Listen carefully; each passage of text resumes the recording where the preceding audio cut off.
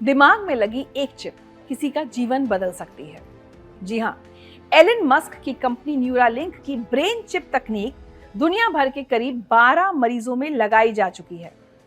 इसकी शुरुआत Nolan arbo के नाम के शख्स से हुई थी। 2024 में चिप उनके दिमाग में सर्जिकल रोबोट की मदद से इम्प्लांट की गई थी। नोलन एक एक्सीडेंट के बाद कंधों से नीचे तक पैरालाइज्ड हो गए थे और उनके लिए सामान्य जीवन लगभग नामुमकिन हो गया था। लेकिन न्यूरालिंक की चिप ने उनको फिर से एक उम्मीद दी। अब वो बिना किसी की मदद के कंप्यूटर चला सकते हैं, वीडियो गेम खेल सकते हैं, ऑनलाइन पढ़ाई कर सकते हैं और कुछ इलेक्ट्रॉनिक चीजें भी नियंत्रण में रख सकते हैं। न्यूरालिंक की चिप में हजारों सूक्ष्म इलेक्ट्रोड होते हैं जो दिमाग की कोशिकाओं यानी न्यूरॉन्स से जुड़ जाते हैं। जब भी व्यक्ति मन में कोई काम सोचता है तो दिमाग में बनने वाले इलेक्ट्रिकल सिग्नल्स ये चिप पकड़ लेती है।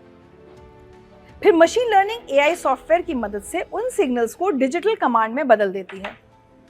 ऐसे में अगर मरीज सिर्फ सोच ले कि माउस का कर्सर दाईं ओर जाए तो वास्तव में कर्सर स्क्रीन पर दाईं ओर ही चला जाएगा। नोलन ने घंटों तक गेम्स खेले, शतरंज खेली और कंप्यूटर का इस्तेमाल किया, वो भी बिना अपने हाथ पैर हिलाए, केवल सोच के दम पर। हालांकि शुरुआत में इसमें कुछ चुनौतियां भी आईं। डिवाइस के लगभग 85% थ्रेड्स दिमाग से बाहर निकल गए थे, जिससे कुछ समय तक सिस्टम का नियंत्रण सही नहीं रहा। लेकिन इंजीनियर्स ने इसे फिर से कैलिब्रेट किया और नोलन ने फिर अधिकतर फंक्शनैलिटी हासिल कर ली। न्यूरालिंक की टीम मशीन को और अधिक सुरक्षित और भरोसेमंद बनाने में जुटी है। इस बीच कंपनी लगातार नए देशों में अपनी तकनीक का विस्तार कर अपनी क्लिनिकल ट्रायल टीम्स में मरीजों की संख्या बढ़ा रही है। 2025 तक अमेरिका, कनाडा, ब्रिटेन और संयुक्त अरब अमीरात में ट्रायल चल रहे हैं। कंपनी का लक्ष्य है कि साल के अंत तक और 20-30 मरीजों को ये इम्प्लांट लगाया जाए। इसके लिए न्यूरोलॉजिकल डिसऑर्डर जैसे लकवा या एएलएस से पीड़ित लोगों को प्राथमिकता दी जा रही है ताकि वे अपने विचारों से डिजिटल डिवाइस और इंटरनेट का इस्तेमाल कर सकें। ये डिवाइस पूरी तरह से वायरलेस है और इसे सर्जिकल रोबोट की मदद से दिमाग में लगाया जाता है, जिससे बाहरी तारों की जरूरत नहीं पड़ती। अब तक जितने मरीजों को चिप लगाई गई है, उन्होंने इसकी मदद से 15,000 घंटे से भी ज्यादा समय के लिए डिवाइस का इस्तेमाल किया है और हर दिन इसे औसतन 10 घंटे तक चलाया है।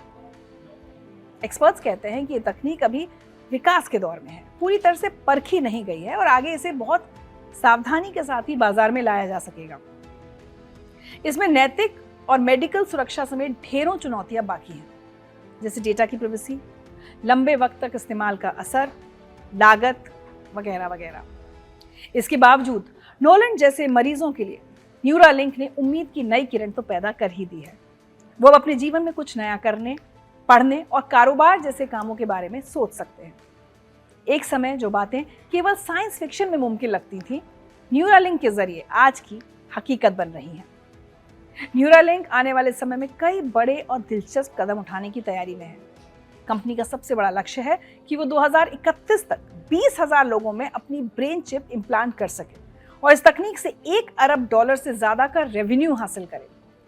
इसके लिए कंपनी 5 बड़े क्लिनिक्स खोलने की योजना बना रही है, जहां न्यूरालिंक की अलग अलग 3 डिवाइस टेलीपैथी, ब्लाइंड साइट और डीप सामने लाई जाएंगी। टेलीपैथी नाम की डिवाइस लकवा और बाकी गंभीर बीमारियों के मरीजों को दिमाग से कंप्यूटर या मशीन कंट्रोल करने की सुविधा देती है। ब्लाइंड साइट उन लोगों के लिए है जो देख नहीं सकते, ताकि उन्हें दृष्टि वापस मिल सके, और डीप नामक डिवाइस पार्किंसन और कपकपी जैसी बीमारियों का इलाज करने के लिए बनाई जा रही है। कंपनी ने 2029 तक अमेरिका से अपनी टेलीपैथी डिवाइस के लिए रेगुलेटरी मंजूरी पाने का टारगेट रखा है और हर साल 2000 इम्प्लांटेशंस की योजना पर काम हो रहा है। साथ ही रोबोटिक आर्म और नर्व डिसऑर्डर से पीड़ित मरीजों के लिए एक नई स्टडी कॉन्वॉय भी शुरू की गई है, जिससे मरीज विचारों से आर्टिफिशियल रोबोटिक आर्म चला पाएंगे। भविष्य में न्यूरालिंक का सपना यही नहीं थमेगा। Company memory transfer, brain to brain communication, brain से मशीन और मशीन से ब्रेन कनेक्शन और यहाँ तक कि डिजिटल दुनिया को सीधे दिमाग से एक्सेस करने जैसी तकनीकों की दिशा में रिसर्च कर रही है। आगे चलकर इसका इस्तेमाल लकवाग्रस्त लोगों को बोलने में मदद, नजर लौटाने, मेमोरी या भाषा स्किल को डायरेक्ट ब्रेन में डाउनलोड करने के लिए भी किया जा सकता है। हालांकि ये सब अब भी रिसर्च और डेवलपमेंट के स्तर पर है, लेकिन हर इम्प्लांट के साथ ये भविष्य थोड़ा और करीब आता दिख रहा है। तकनीक की तेजी से बढ़ती दुनिया में न्यूरालिंक जैसी खोज निश्चित ही चौंकाती है।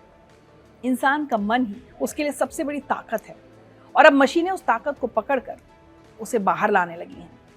ये सब देखकर रोमांच होता है, लेकिन सवाल ये भी है कि क्या इंसान को हर हाल में मशीनों का सहारा लेकर जीवन को खींचते जाना चाहिए?